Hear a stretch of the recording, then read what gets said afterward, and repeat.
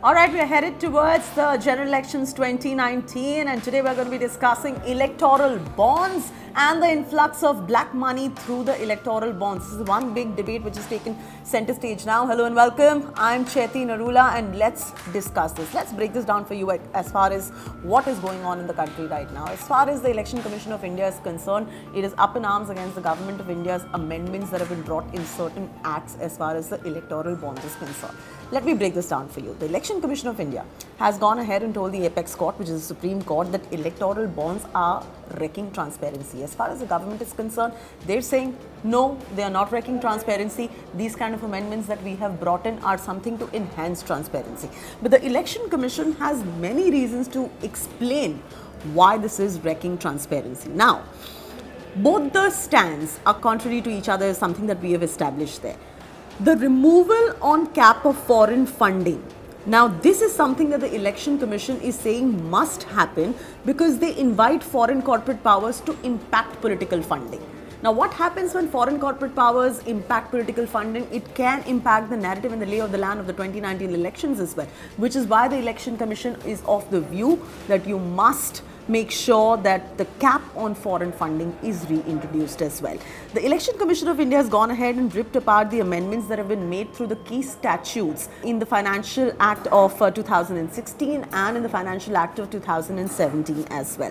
These are the amendments that are something, according to the Election Commission, that are enabling the black money influx into the shell companies. Why shell companies? Because there has been an amendment made to the Companies Act as well, on the back of which you can open shell companies as well to be able to invite these kind of fundings coming into those shell companies. Now, unchecked foreign funding into political parties has massive repercussions, and which is why the Election Commission of India is now saying that please bring the original provisions back, which means this.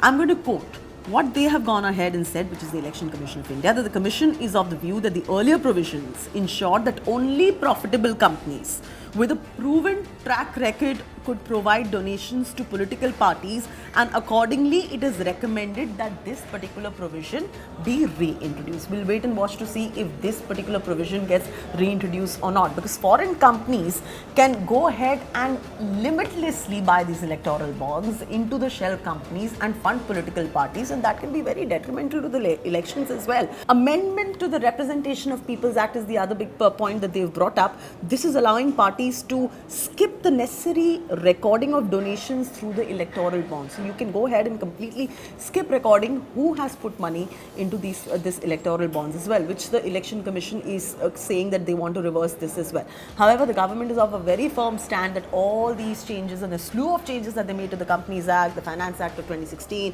Finance Act of 2017, the Representation of People's Act, all of this is enhancing transparency. The Election Commission has put its foot down and said, no, it is not. If anything, it is wrecking transparency.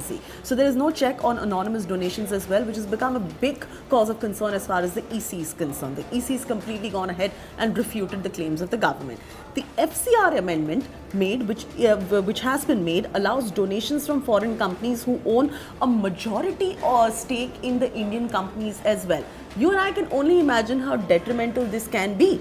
The Companies Act amendment also enables opening up of shell companies for the sole purpose of political donations. Both of these points put together, of course, the EC is right in saying that there is some sort of a wreckage of transparency that could perhaps take place. So something that needs to be probed, something that the Supreme Court will decide, as the matter is up for listing on the 2nd of April. All eyes are going to be on that one. All that we can say is let transparency win.